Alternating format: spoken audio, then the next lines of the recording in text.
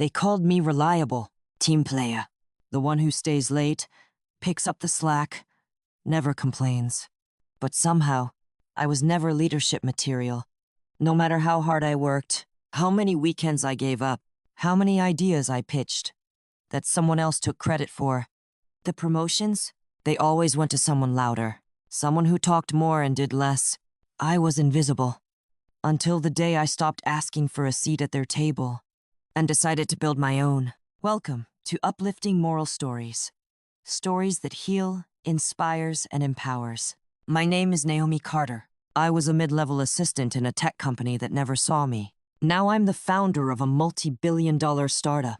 And well, some of them applied to work for me. But before the success, before the headlines and funding rounds, there were closed doors, dismissive nods, and 100 quiet heartbreaks. Let me take you back to the moment I almost gave up, and the choice that changed everything. I was always early. I stayed late, and somehow I knew everyone's birthday. When the system crashed, I fixed it. When someone missed a deadline, I covered them. I wasn't flashy, just dependable. But dependable doesn't get you promoted. It gets you taken for granted. I didn't even check it first. I just assumed I'd be passed over. Again. But when I saw the name, the guy who had missed half our deadlines, and called me the office mom, I laughed. Then I cried in the supply closet. Not because I lost, but because I realized I was never even in the game. That night, I went home and opened my old laptop, the one I hadn't touched since college, buried in a folder named Maybe One Day. Was an idea, a product I dreamed up when I still believed in dreaming. And for the first time in years, I let myself ask the question, what if they're wrong about me? I didn't not yet. Every day, I smiled at my desk, filed reports, fixed what others broke, and every night, I built wireframes, pitch decks, late-night YouTube coding tutorials. They had no idea I was building something they'd one day beg to be part of. The first person I told laughed, said, "You? A CEO? Come on, Naomi. You're good at being helpful. That's your lane. Helpful. Not visionary.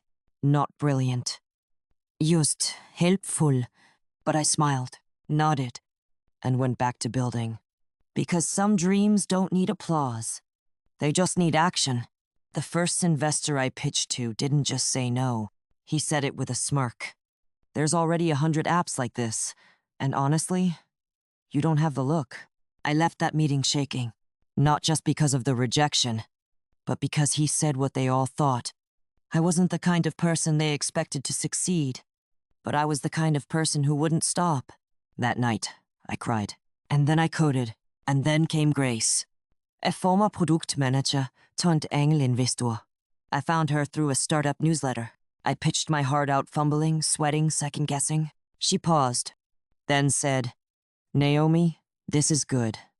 Like, really good." She wired 25, zero the next day. It wasn't much by Silicon Valley standards, but to me, it was oxygen. It was someone finally saying, "I see you." We launched with bugs, with typos, with barely any users, but we launched. And the feedback? It was raw. Sometimes brutal, but buried inside the noise. Were real people using what I built, finding value in my dream. It didn't need to be perfect. It just needed to be real. 6 months later, I found myself in an elevator. I was on my way to pitch at a startup competition in downtown Boston. And guess who walked in? Brad from my old company. The one who used to call me office mom. He looked at my badge, double-taked, then asked, "Wait, you're Naomi Carter? That Naomi Carter?" I smiled. "Yes, and I'm about to pitch my company. Wish me luck." The elevator dinged. I walked out, shoulders back, head high, for the first time, unapologetically seen. A year later, Wired magazine called me the quiet storm of tech.